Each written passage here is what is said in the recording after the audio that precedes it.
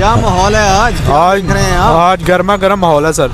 इमरान खान के साथ क्या करना है आपने? इमरान खान को वज़ीर-ए-आज़म बना के छोड़ना है, जिद है हमारी। बना के छोड़ना है यार, ये तो कह रहे हैं उनको पकड़ लेना है, ना अहल करने के चक्कर में है ये। हाँ जी, क्या कहते हैं आप? 7 फरवरी को सर सुनने में आ रहा है कि तोशाखाना रेफरेंस में हाँ वो जी, कह रहे हैं तोशाखाना रेफरेंस में ही इनको ना अहल कर दिया जाएगा और फिर इनको पकड़ लिया जाएगा। हाँ, तो फिर क्या किया जाएगा? पकड़ के बात यह है कि इनका रास्ता रुक जाएगा ना, अच्छा, यानी सॉरी रुक जाएगा नहीं, क्लियर हो जाएगा।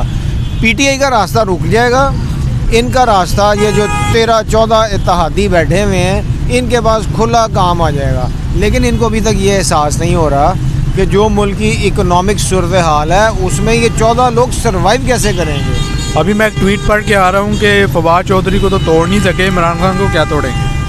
और यार फवाद चौधरी बिल्कुल ठीक है, बड़ा स्ट्रॉन्ग है, उसका कह लिए कैरेक्टर यही कह सकते हैं ना कि स्ट्रॉन्ग कैरेक्टर का है, स्ट्रॉन्ग माइंड का आदमी है। इमरान और तरह का, इमरान इंटरनेशनल लीडर है, स्टार है। इंटरनेशनल प्रेशर आएगा सर? ये मैं कह नहीं सकता क्योंकि इंटरनेशनल प्रेशर जो था ना वो पाकिस्तान में अक्सर आता रहता था। मसलन जब भुट्टो साहब को उन्होंने जुल्फ़िकार अली भुट्टो को पकड़ा था ना ज़िया-उल हक़ ने, तब भी इंटरनेशनल प्रेशर बहुत आया था। लेकिन ज़िया-उल हक़ साहब जो थे वो शायद उससे ज़्यादा स्ट्रॉन्ग निकले, उन्होंने प्रेशर बर्दाश्त कर लिया और उन्होंने एंड में भुट्टो को फांसी दे दी। हाँ। मेरा तो ख्याल है कि अगर वो भुट्टो को छोड़ देते तो शायद आज जो नारा लगता है ना आज भी भुट्टो जिंदा है, ये ख़त्म हो जाता। भुट्टो का जो करिश्मा था वो ख़त्म हो जाता। जिस तरह पीपल्स पार्टी का बेड़ा गर्क करने वाले खुद ही हैं ना, ये सारों ने कोशिश की, मुशर्रफ साहब तक ने कोशिश की, हाँ। लेकिन पीपल्स पार्टी का बेड़ा गर्क किया किसने? आला हज़रत आसिफ अली जरदारी साहब ने, इसलिए कि ये भुट्टो की पार्टी नहीं रही। अच्छा, अब ये पार्टी हो गई है जरदारी पार्टी।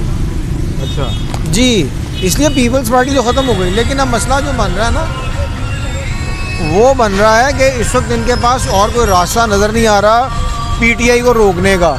एक ही रास्ता है कि ये उसको पीटीआई को यानी इमरान खान को नाअहल कर दें और उसको बंद कर दें, पकड़ लें। अच्छा। फिर पीपल्स पार्टी, हमारे यहाँ पे एक्चुअली शख्सियत परस्ती बहुत ज़्यादा है ना। अच्छा। तो इमरान खान के बाद इनको कोई बंदा ऐसा नज़र नहीं आ रहा कि जो इस पार्टी को चला सके। अच्छा। और अगर इमरान को पकड़ लेते हैं तो मुझे बहुत हद तक ख़तरा है कि पीटीआई जो है वो शायद ख़त्म ना हो जाए। अच्छा। या कर दिया जाए।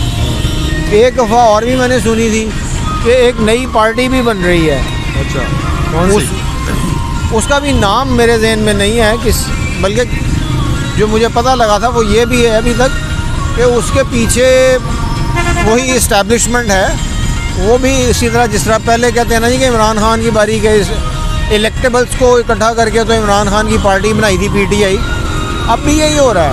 अच्छा। कि इलेक्टेबल्स को इकट्ठा करके एक पार्टी बनाई जा रही है, उसमें पीटीआई भी होगी, उसमें नून लीग भी होगी। अच्छा, फिर उसको मौका दिया जाएगा हुकूमत करने का? हाँ जी, ये सुनने में आ रहा है। अच्छा। जो मेरी यानी जो जिन ज़राए से मुझे पता लगा वो ये है कि ये जितनी पुरानी सियासी पार्टियां हैं ये सारी फारिग हो जाएंगी। अगर तो कोई आ जाती है बेहतरी के लिए तो इसमें बेहतर नहीं है जो पार्टी? यार मैं तो यही चाहता हूँ भाई कि इन लोगों से छुटकारा हासिल कर लें। ये जो 40 साल से हमारे गले पड़े हुए हैं ना, ये कुछ भी नहीं कर रहे।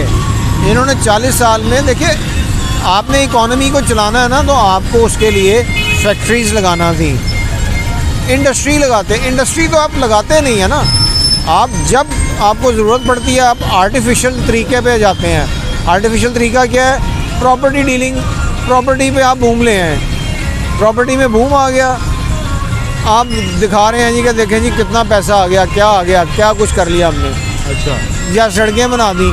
भाई सड़कें बनाना बहुत ज़रूरी है, मुल्क में कम्युनिकेशन बेहतर होगी तो आपकी तरक्की का एक रास्ता खुलेगा। लेकिन सबसे ज़्यादा ज़रूरी होता है आप इंडस्ट्री लगाएं। आपने फैक्ट्रियां तो बंद कर दी, आपने पीआईए डबो दी, आपने स्टील मिल डबो दी, पाकिस्तान स्टील जो रशिया के ताउन से लगी थी। अच्छा। वो तो आप डबो रहे हैं और आप अपनी स्टील मिल्स चला रहे हैं। वहाँ का सरिया आप उठाते हैं और आप गवर्नमेंट कॉलेज के बाहर लगा दिया और तमाम पार्क्स के बाहर सरिया लगा दिया, दीवारें गिरा दी। उसके बाद जब दहशतगर्दी हुई आपने अपनी फैक्ट्री में, स्टील मिल में स्टील की चादरें बनाई और वो लगा दी। तो इस तरीके से आप आर्टिफिशियल बूम लाने की कोशिश करते रहे हैं जी। 6%, 7% जो पाकिस्तान का GDP ग्रोथ रहा है वो मुशर्रफ साहब के दौर में रहा है। तो अब कैसे कह सकते हैं कि आपने मुल्क के लिए बहुत कुछ किया है।